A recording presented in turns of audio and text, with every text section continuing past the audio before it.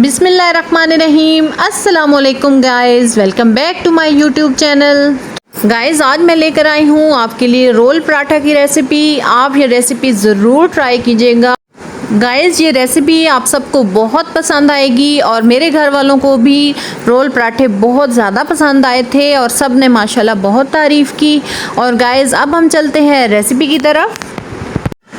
तो मैंने दही ली है 1 पाव, साथ मैंने 2-3 नींबू लिए हैं, लहसुन अदरक का पेस्ट, बीच में हरी मिर्चें मिक्स की हैं 2 टेबलस्पून, सूखा धनिया 1 टेबलस्पून, काली मिर्च 1/2 टीस्पून, गरम मसाला 1/2 टीस्पून, कुटी लाल मिर्च 1/2 टीस्पून, हल्दी पाउडर 1/2 टीस्पून।